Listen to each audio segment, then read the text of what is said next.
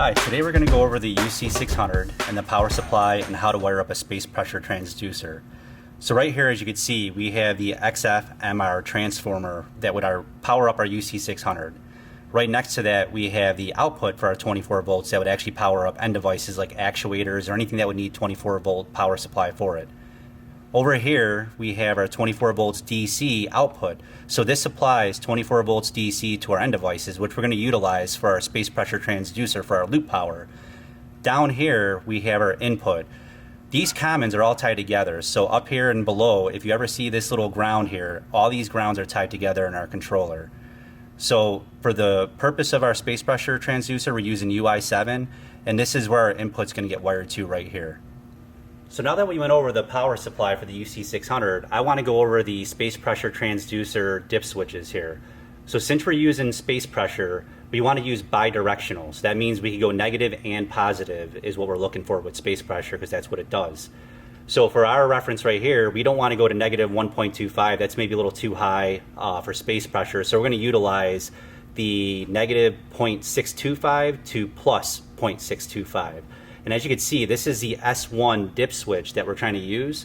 And over here we have the S2 dip switches right here, which tells you whether it's unidirectional or bidirectional. So going over here, this is the actual S1 dip switch that's going to let us know the range here. So we want both dip switches to be in the on position. So 1 and 2 to be on for the S1. And then for S2, we want to make sure that the dip switch is 1 down and 2 on. And that is going to make sure that we have our directional appropriate for the space pressure transducer.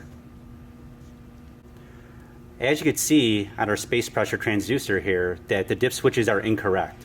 So we have S1 with off and then on.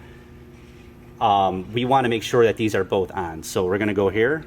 We have power off. As you can see, I unplugged the space pressure transducer. So S1, we want both switches to be on, as you can see right here. The bidirectional now, I'm going to take this one and I'm going to take 1 down and make sure 2 is up. So now that we have our dip switches set correctly, we could take power and apply it to the space pressure transducer. And now we could go through Tracer TU and configure the 4 to 20 milliamp signal there. Now that we have our dip switches set up, we're going to go over the high and low ports right now.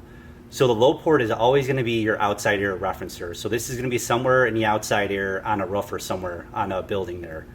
The high port is always going to be in a common area that is not going to be influenced by pressure changes like a door opening or closing.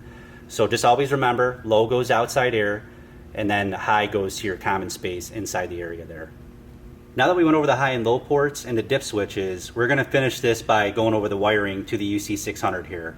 So as you can tell, I already briefly described that the 24 volts DC is going to go to the plus side of the space pressure transducer. If you actually take this pin off, there will be a plus there, and actually it is on the wiring diagram if necessary of the actual space pressure transducer itself. And then the white part is actually the negative that will actually go to UI7. So as you can see, this is going right to the actual input.